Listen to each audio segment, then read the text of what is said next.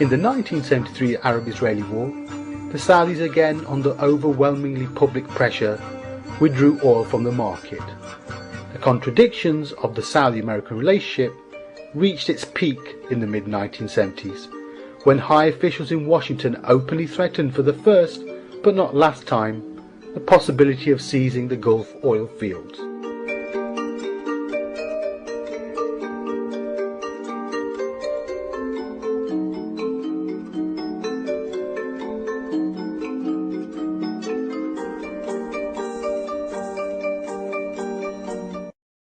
The total value of American arms sales to Saudi Arabia over the past half-century approaches $100 billion, with over a quarter of the contracts signed in the 1990s.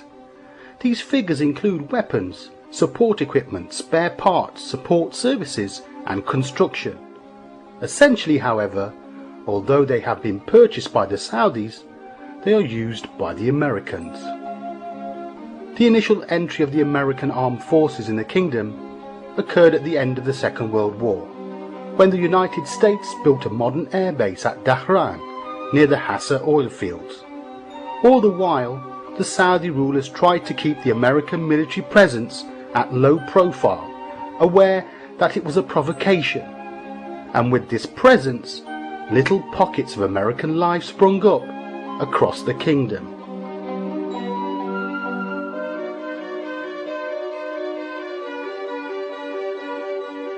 However, arms sales, like that of so many to Muslim countries, were not without their conditions and limitations. President Carter's sale of advanced F-15 fighter aircraft in 1978 was only approved on the conditions that limited their range and offensive power because of fears that they could tip the regional balance against Israel. Initially, President Reagan's sale of military equipment was only to help the Saudis guard against attacks on their oil installations. It included military aircraft, refueling tankers and air-to-air missiles. When Israel raised strenuous objections to the sale, the packages were scaled down and special restrictions placed on the use of the aircraft. The ultimate act of dependency came in the 80s, when under American instruction the Saudis signed the Nuclear Non-Proliferation Treaty, effectively forswearing any nuclear ambitions. United States arms trade with Saudi Arabia increased dramatically throughout the 1990s. Of a total of $14.5 billion in contracts signed, $6.1 billion preceded the First Gulf War. American military presence also increased further.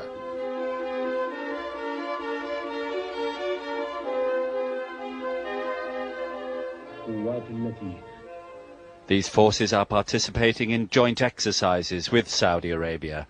Their presence will be temporary. Before the launch of the Gulf War, Cheney declared, "After the danger is over, our forces will go home." But Western forces have remained in the kingdom, even in the absence of any formal agreement on their status. Instead, they informally established themselves under the pretext of the dual containment of Iran and Iraq, particularly enforcement of the no-fly zones. America had complete autonomy, often mounting large air raids from Prince Sultan Air Base upon Baghdad, without even providing prior notice to the Saudi government.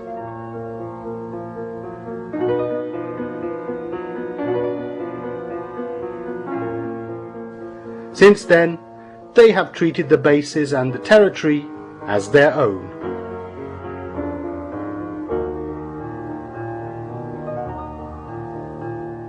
Subsequent arm packages worth tens of billions were designed to permit the rapid deployment of the United States ground forces from Saudi in the event of any Middle East hostilities that threaten American interests.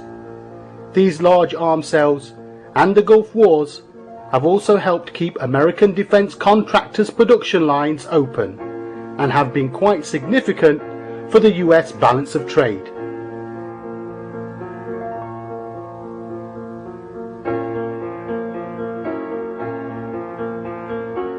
Nevertheless, the buying sprees of past decades have not lessened the kingdom's essential dependence on the United States for its defence and security.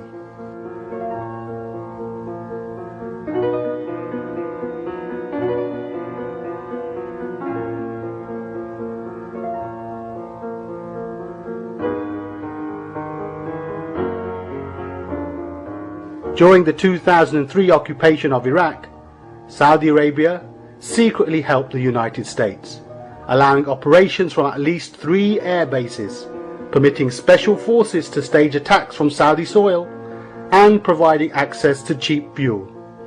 Publicly, American and Saudi officials have portrayed the US military presence during the war as minimal and limited to Prince Sultan Air Base.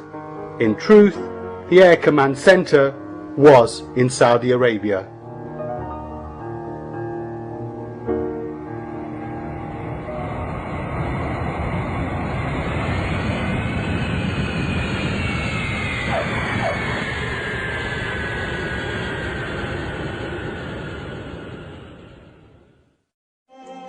Corrupt regimes plague the Muslim world, and like most other Muslim rulers, the Saudis have never had the interests of the people at heart. When not servicing the needs of their masters, their next most important concern has been to rob Arabia of its revenues. The Al-Saud clan has lived in extreme luxury. Fahd alone boasted at least 12 royal palaces, ranging from the $2.5 billion Al-Yamima Palace complex in Riyadh to a cottage 4 times the size of the White House in Marbella, Spain.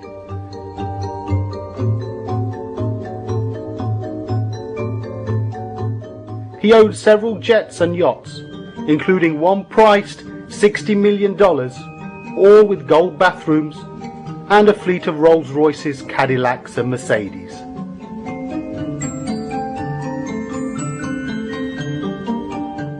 In the meantime, the income of the average Saudi citizen fell from $14,600 per annum in 1982 to $6,800, and unemployment among those who have already left school hovers around 25%. The gap between the tiny ruling minority and the people is stark.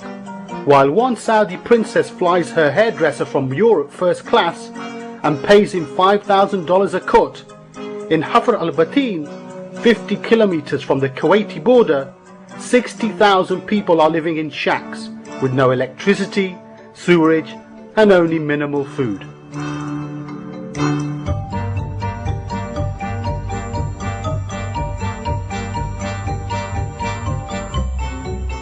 Saudi Arabia, one of the richest countries in the world resource-wise, now has foreign debts of $28 billion. And domestic debt has increased to $170 billion. Over the last 30 years, $3 trillion have been generated mostly by oil. Yet only $1 trillion have been reinvested into the country. The other $2 trillion remain unaccounted for.